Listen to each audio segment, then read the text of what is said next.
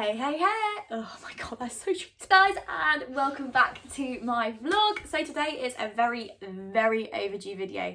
I put it on my Instagram, I would say like a month ago, saying that I'm going to do a boob job Q&A. So obviously you guys know, if you're watching this, that I had surgery done. At this point, I am almost 3 months post-op, which is insane. I can't believe how long it's felt like I've had the galleys for. Before I start the Q&A, I just want to give you guys a little update on where I am. So everything is absolutely perfect. The scars are healing amazingly. The only thing that I'm really struggling with at the moment is they have got quite a lot of stretch marks on, but obviously they're going to go in time, and also I'm going to get some bio oil, which a lot of you suggested to put them on. And obviously I'm going to do a update on that every boob job video that I do. So these are the scars at the moment. They're looking lovely and healthy. Really happy. Obviously when I lift them up, it's causing these to come up as well, but obviously the boobs actually do hang over them, which is great. So they're almost like hidden, which is amazing. Right, let's get on with the Q&A. One of the main things that I get asked about is the price. Obviously when you go for a procedure, the price is the thing that actually puts most people off. But as you guys know, I went with a company called Linea. Linea are absolutely amazing. And if you use my code, which I haven't got at the moment, but next week I should be getting a code for it, you can get the procedure done for £4,050. And they do monthly plans, so it is an incredible price. And when I went with them, I was a bit worried. I was like, why is this price cheaper than other ones?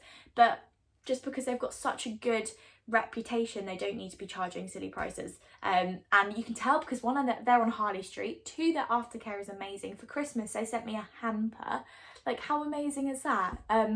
So yeah, so wait till I have my code. If you want to use a consultation, make sure you tell them that the consultation, and that's the price you're going to get it for, which is insane. And I'm very blessed to be able to give you guys that, so keep updated, galleys. Question number 2, which I've got, is, does it affect my sensitivity, especially around the nipple area? And at the start, yes, it was, the nipples were very painful to even like touch around it. Everything was quite painful, but the nipples were definitely, and that was one of my worries, that oh, what if I lose the sensitivity, what if they don't work, if you know what I mean. And I'm very lucky that I've got it all back. Sometimes I do feel uncomfortable, but normally that's after I do exercising, and I've been jumping about. Sometimes I just feel a bit delicate, but other than that, full sensitivity. If anything, I have more sensitivity, I'd say. But yeah, obviously very sensitive around this area. When I'd say like a month post-op, as you can see, I still got stretch marks and stuff, and that's just because the skin was quite thin there. But yeah, another question that I've got, and I get so much, is about breastfeeding. So that was one of the first questions I asked when I went for my consultation. What's going to happen when I want to start my own family? And they said, they basically reassured me, they said it should not affect it whatsoever. It's only going to affect it if you have other complications that are going to like affect everything. Other complications, for example, like you choose to get the nipple out and put it implant through there, because you can't have it done underneath. And there were some other ones which are very small chances of happening. So it should not affect breastfeeding whatsoever, which is really reassuring, because obviously as a female you want to make sure that you can do that, because that's so important. So yes, I can fully sleep however I want to now. Sometimes it is uncomfortable to sleep on my front, obviously, because at the end of the day you've got 2 bags of silicone on your chest, so you feel like you're squishing something. But for the first couple of, I'd say for the first like up to like 3 weeks, I had a V-shaped pillow, and I did sleep up or right on that. I thought it'd be really uncomfortable with the V-shape, but with the V-shaped pillow I was absolutely fine. And it was, obviously you were uncomfortable because you just came from surgery, but it was, I thought it'd be a lot worse than that. I would say I could sleep on my side maybe a month and a half after, but I was still very wary, still had my support bra on, and I couldn't sleep like that the whole night. It was just like, sometimes I just do it to get comfy and then roll on my back. But now, almost being 3 months, I can sleep on my side comfortably. On the front it's a little bit uncomfortable, but yeah, so that's one thing I want you to bear in mind. Your sleeping will change, so please bear that in mind. Another Q&A that I get asked so much is sizing. So obviously you guys know that implants aren't done by like A cup, B cup, C cup.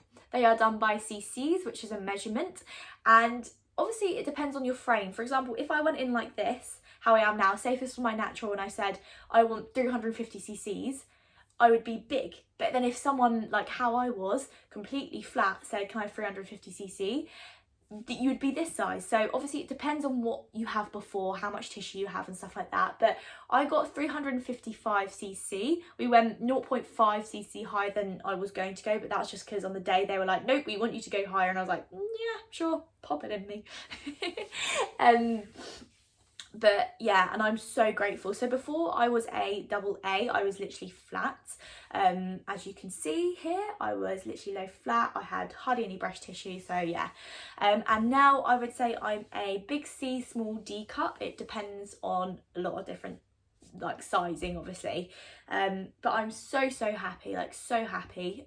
Implants, I went for moderate profile. So this is moderate profile.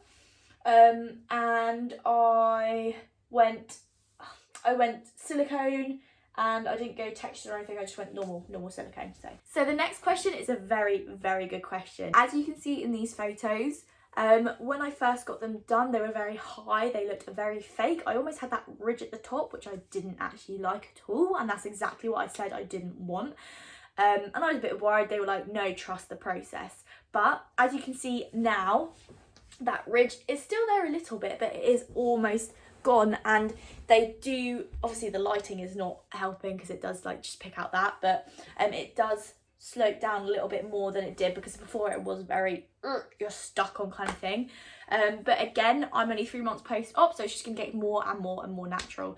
On my Instagram, I do have before and afters, obviously without anything on, because this is still pushing me up, and that really gives you a true reading of how much they've like drooped, because before they were literally like up here, but now they've dropped a bit. So the next question is about scarring, and it says, is the scarring visible? So the scarring is visible to me, but to everyone else, obviously no one else is going to see it. So this is my scar at the moment, but please bear in mind I'm pushing them up, but obviously they drop down over it, so they're kind of like hidden, which is really good. Obviously they've still got a long way to go. They're still quite raw, they're still quite red, but they will turn pinky over time. But from what I've seen from my surgeon, what they showed me of his previous insertions, they will be almost gone in a year's time, so please don't worry about that. Next question, which I absolutely love: do implants feel like normal boobs? So from, I would say, until now, they have not felt like normal boobs. They felt like I've had plastic in my chest, but now I'm getting closer to them like adapting to my body. They're very squishy now. They move on their own kind of thing now. Before they were very rock solid, and obviously I've got so much longer to go in my journey, but yeah, they definitely feel like normal boobs at the moment. They were very firm, and then they just like, they're going to be more spongy, if you know what I mean. So yeah, in time, they do feel like boobs. I feel like people need to understand it is a process. You can't just go for the surgery and the next day you're not going to get what you want. Like, as you can see from this photo here, the day out the first op, they were so different. They were really spaced out. They weren't how I wanted them. I was really worried, but then they said trust the process, and now I'm here. So yeah. The last Q&A that I'm going to do is, did I go over or under the muscle, and why did I do that? So I actually went over the muscle. Is that right? Yeah, I went over the muscle. But I went more over, but he said he put a little bit under as well. So I'm almost like half and half, which I couldn't understand, but he showed me a picture of it and it makes sense. And the reasons for this is because of my job. So obviously if I had it under the muscle, because I'm a personal trainer, the muscle, and because I work out a lot, the muscle would squeeze down quite a lot, and it might deform this. And obviously when you're doing pec workouts, it can actually spread the implants apart. So that was my thing that I definitely didn't want. So we opted to go almost like half and half really. But I would definitely say it's more over the muscle than anything. A lot of people say that under the muscle looks more natural, and I personally think, and my surgeon said, that it's actually the type of implant you get more than whereabouts you place it. So for example, if you have high profile, it's going to look more fake and disproportionate to your body in a way, depending on what size you go. So yeah. Right, I'm going to wrap it up there. So I've had loads more questions put in, so I might actually do a number 2 of this video. So comment below and like if you want me to do a number 2, please. If you have any questions, feel free to message me on my Instagram. I'd love to hear back from you guys. And yeah, if you've gone through it yourself, share your journey with me. I'd absolutely love that. But thank you guys so much. Don't forget to subscribe, like and share, and I shall see you next time.